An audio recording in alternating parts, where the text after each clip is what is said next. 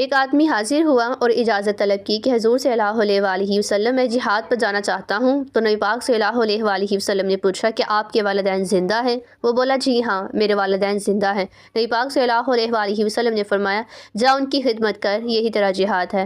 ماں باپ کو تکلیف میں چھوڑ کر بیٹا جہاد پر چلا جائے، ماں فالج میں گری ہوئی ہو اور بیٹا تبلیغ جماعت میں چلا جائے، باپ تڑپ رہا ہو اور بیٹا پیر کی چوکھٹ پہ جا کے جھاڑو دیتا پھرے، اللہ پاک اس سے راضی نہیں ہوگا۔ سنیے ذرا غور سے۔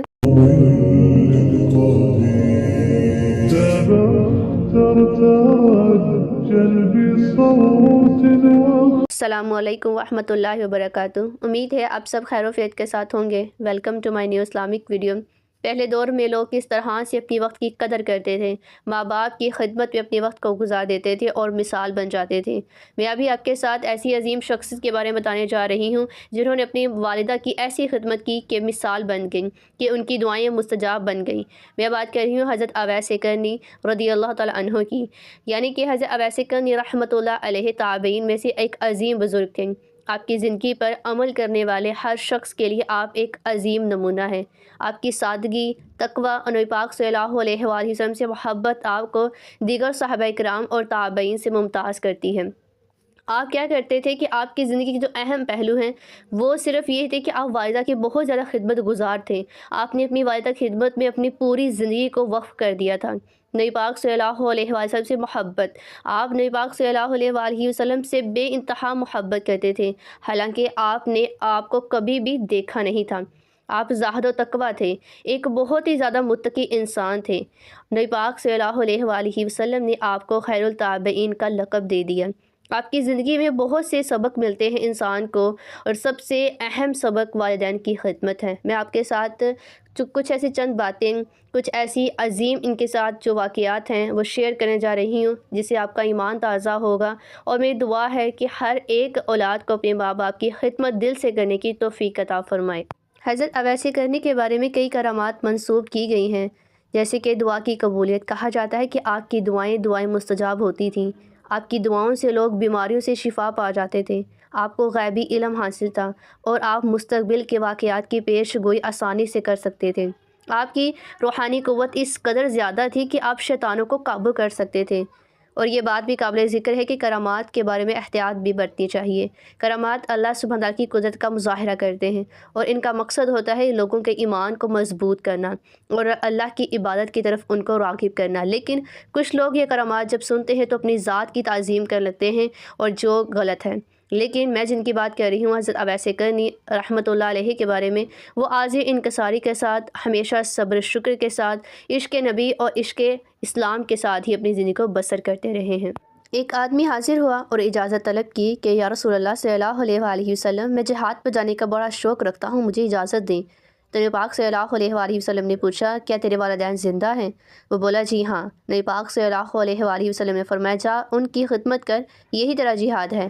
ماں باپ کو تکلیف میں چھوڑ کر، فالج کی بیماریوں میں چھوڑ کر، ان کو اس طرح سے تڑپتا چھوڑ کر، کوئی بھی بیٹا اگر پیر کی چوکھٹ پہ جاتا ہے، اللہ کی پاک ذات کو منانے جاتا ہے، تو اس سے اللہ پاک راضی نہیں ہوتا۔ ہمارے نبی پاک نور مجسم صلی اللہ علیہ وآلہ وسلم سے بڑھ کر کون سا پیر ہو سکتا ہے؟ شدت عشق اس قدر حضرت اویس کرنی کو تھا، لیکن وہ نہیں آئے۔ حضور صلی اللہ علیہ وآلہ وسلم اپنے قمیص مبارک کے بٹن کو کھولتے اور یمن کے رخ کر کے اپنی لمبی سانس لیتے اور فرماتے میں یار رحمان کی خوشبو پا رہا ہوں۔ ایک دن صحابہ علیہ رضوان نے پوچھا کہ جس کے لیے اتنے بے چین ہیں، جس کی ٹھنڈی ہوائیں آپ کو آ رہی ہیں، وہ آپ کا بڑا پیار کرنے والا ہے کیا؟ فرمایا ہاں، وہ مجھ سے بہت پیار کرتا ہے۔ صحابہ علیہ رضوان نے پھر کہا کہ اگر اتنی محبت کرنے والا ہے تو ملنے کیوں نہیں آیا؟ یمن تو اتنا دور نہیں ہے۔ بلال حبش سے آ گئے، سلیمان فارس سے آ گئے، شعیب روم سے آ گئے، وہ یمن سے نہیں آ رہے؟ نبی پاک صلی اللہ علیہ وآلہ وسلم نے فرمایا کہ اس کی بوڑھی اور نابینا ماں ہے جس کی خدمت اس کو روکے ہوئے ہیں۔ حضرت اویس کرنی نہیں آئے مگر پھر بھی خیر التابعین کہلائے۔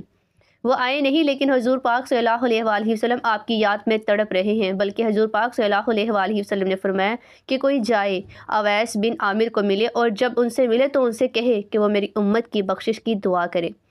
ماں باپ کی خدمت کوئی چھوٹی سی بات نہیں ہے۔ جو ماں باپ کی خدمت کرتا ہے اس سے یہ ثابت ہوتا ہے کہ اس کی دعائیں قبول ہوتی ہیں۔ ایک روایات میں لکھا ہے کہ جو آدمی روزانہ اپنے ماں باپ کے لیے دعائیں خیر کرتا ہے، وہ زندہ ہو تب بھی، فوت ہو گئے ہوں تب بھی اگر دعائیں کرتا رہے تو ساری زندگی اس کے رزق میں بے برکتی نہیں آتی، اللہ عز و جل اس کو رزق کی فراوانی عطا کر دیتا ہے۔ اور جو آدمی اپنے ماں باپ کے لیے دعائیں نہیں کرتا، وہ اللہ عز و جل کی رحمتوں سے محروم ہو جاتا ہے۔ حضرت ابو ہریرہ رضی اللہ تعالیٰ عنہ جب بھی دعا کے لیے ہاتھ اٹھاتے، یہ دعا ضرور کہتے کہ اے اللہ عز و جل ابو ہریرہ کو بخش دے، حضرت ابو ہریرہ کو بخش دے اور ان کی ماں کو بھی بخش دے، اور قیامت تک جو ہم دونوں کی بخشش کی دعا کرے تو اسے بھی بخش دے۔ حضرت امام محمد بن سری ایک بزرگ ہوئے ہیں، جب بھی دعا کرتے تھے تو یہ حضرت ابو ہریرہ کی دعا بھی کرتے تھے، یعنی کہ دعا ضرور کہتے تھے کہ اے اللہ عز و جل ابو ہریرہ کی ماں کو بخش دے۔ تو کسی نے کہا کہ تمہیں حضرت ابو ہریرہ کی ماں سے بڑی ہمدردی ہے۔ بزرگ نے کہا کہ ان سے ہمدردی جو ہونی ہے وہ تو ہونی ہی ہے۔ انہوں نے فرمایا ہوا ہے کہ اے اللہ عز و جل ابو ہریرہ اور اس کی ماں کو بخش دے، اور قیامت تک جو ان کے لیے دعا کرے تو ان کو بھی بخش دے۔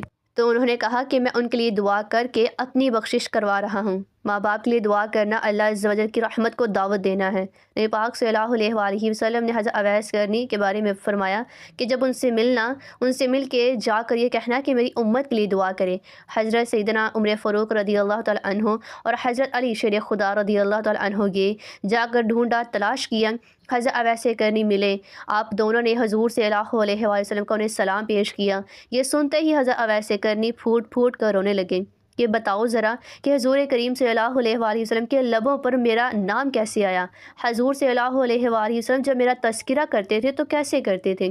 یہ درد شدت عشق دیکھا تو فرمایا کہ آپ اگر اتنی محبت رکھتے ہیں تو محبوب رسول صلی اللہ علیہ وآلہ وسلم سے ملنے کیوں نہیں آئیں؟ اتنی شدت عشق ہے تو زیارت کرنے کیوں نہیں آئیں؟ تو حضرت اویس نے اس بات کو پھر سے بدلا اور پھر سے فرمایا کہ میں نبی پاک صلی اللہ علیہ وآلہ وسلم کو آپ نے دیکھا ہے، تم نے میرے نبی پاک صلی اللہ علیہ وآلہ وسلم کی زیارت کی ہے؟ فرمایا جی ہم تو صبح شام حضور کی زیارت کرتے ہیں۔ پھر حضرت اویس قرنی علیہ السلام نے فرمایا کہ بتاؤ پھر کہ حضور صلی اللہ علیہ وآلہ وسلم کے یہ آبرو جڑے ہوئے تھے یا کھلے ہوئے تھے؟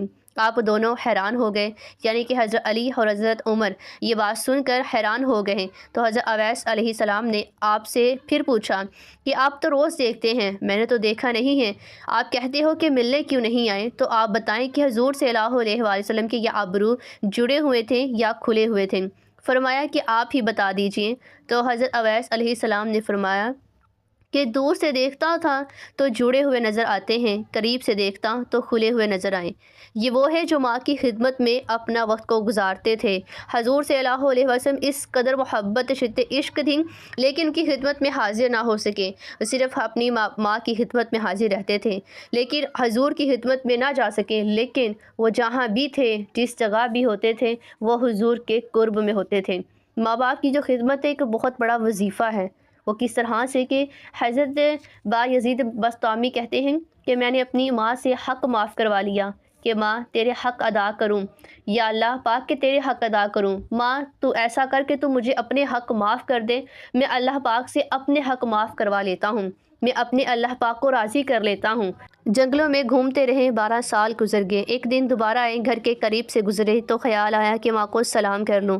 تہجد کا وقت تھا، اندھیرا تھا، دروازے پر کھڑے رہے، یہ سوچ کر کہ میری ماں سوئی ہوگی، میں نے کبھی کوئی خدمت نہیں کی تو آج اٹھا کر تکلیف کیوں دوں۔ ساری رات کھڑے رہے، جب تہجد کا وقت گزر گیا، نماز فجر کا وقت آیا، نالی سے انہوں نے پانی کو آتے ہوئے دیکھا تو سمجھ گئے کہ ماں نماز کے لیے اٹھی ہیں۔ دروازے کے اور زیادہ قریب ہوئے، ماں نے ہاتھ اٹھا کر دعا کی اور وہ دعا کو سن رہے تھے۔ ماں کہہ رہی تھی کہ اللہ پاک میرا بیٹا تیری طلب میں نکلا ہوا ہے، میں نے اسے اپنے حق معاف کر دیے ہیں تو اسے اپنی رضا عطا فرما۔ حضرت بایزید بسطامی دروازہ کھٹکھٹانے لگے اور اندر آ کے ماں کے قدموں سے لپٹ گئے اور رو رو کے کہنے لگے کہ جس اللہ پاک کو میں جنگلوں میں تلاش کرتا ہوں وہ رب تو میری ماں کے پاس ہے، تو ماں کی دعاؤں میں رب کی رضا ہے، ماں راضی ہو جائے تو سمجھ لو کہ اللہ بھی راضی ہے۔ حضرت سیدنا عمر فاروق اور حضرت علی علیہ السلام جیسے ہی حضرت اویس قرنی سے ملے، گفتگو کی، بات چیت کرتے رہیں تو حضرت اویس علیہ السلام نے ہاتھ بڑھاتے ہوئے فرمایا کہ اچھا پھر آپ نے بھی آخرت کی تیاری کرنی ہوگی، میں نے بھی آخرت کی تیاری کرنی ہے، حشر کے دن ملاقات ہوگی۔ دیکھیں یہ کس قدر وقت کے قدردان ہیں، وقت کو کس قدر یہ اہمیت دیتے ہیں۔ آپ کو یاد ہے کہ 90 لاکھ لوگوں سے کیسے کلمہ پڑھایا گیا، یعنی کہ ہم تو 90 لاکھ لوگوں سے ملتے نہیں ہیں اور غریب نواز نے 90 لاکھ لوگوں کو کلمہ پڑھا دیا۔ سوچئے ذرا کہ وقت کو کیسے استعمال کیا ہوگا۔ حضرت امام احمد رضا کو دیکھیے، 1600 کتابیں لکھ دینا کوئی تماشا لبے لباب تھوڑی نہ ہے، اور ہم جیسے لوگ وقت کو ضائع کر رہے ہیں۔ گپ شپ اگر شروع ہوئی تو نماز قرآن کا پتہ ہی نہیں اور شام ہو گئی۔ وقت کو تم کاٹو ورنہ وقت تمہیں کاٹ دے گا۔